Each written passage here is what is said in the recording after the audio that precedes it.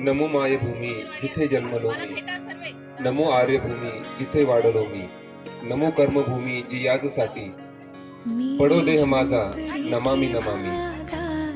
आज चास आणि पंचक्रोशीतील सर्वच गावकरी आणि भाविकांच्या मदतीने सुंदर अशी रामसृष्टी इथं उभी राहते आणि इथं खूप मोठे मोठे तपस्वी संत महंत आहेत. त्यांच्यामध्ये बसल्यानंतर मला संकोचासारखं वाटतंय अण्णा, कारण त्यांनीच बसवलंय. काय वानू संतांची उपकार मज निरंतर जागविती, मज वाटते त्याशी आलिंगन द्यावे, कदा न सोडावे चरण त्यांचे, एका जनार्दनी घडो त्यांचा संग, न व्हावा योग जन्मोजन्मी, हीच मी संतांकडे प्रार्थना करेल. आणि खूप काही बोलण्यासारखं आहे, सांगण्यासारखं आहे. फक्त 2च मिनिटांमध्ये पुढचं बोलतो. राम मंदिर स्थापन होऊ राहिलं, इथं रामसृष्टी स्थापन होऊ राहिली, पण त्यानंतर काय?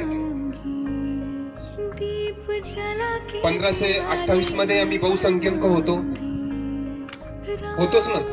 त्यावेळेस तर बाकीचे धर्म तर नव्हते, पण एक संघ आम्ही राहिलो नाही.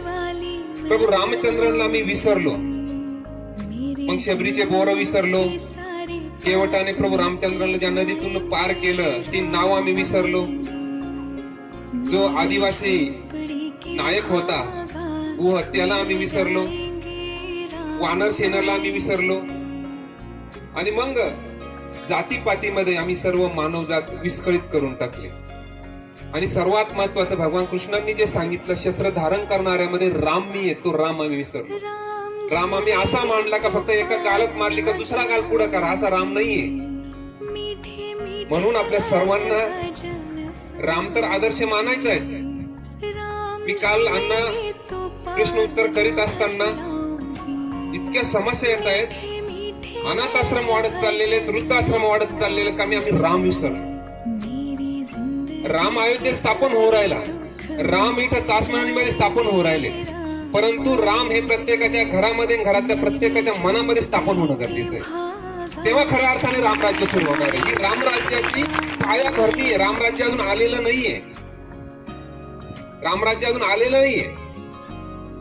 तर असो, मी इथं थांबतो. प्रभू रामचंद्रांकडे मी एवढीच विनंती करेल, कोमल वाणी दे रामा, विमल करणी दे रामा, सज्जन संगती दे रामा, बहुजन मैत्री दे रामा, विद्या वैभव अर्थारोहण दे रामा, जनसुख कारक प्रसंग ओळख अंतर पारक दे रामा, मज विन तू मज दे रामा. जय श्रीराम.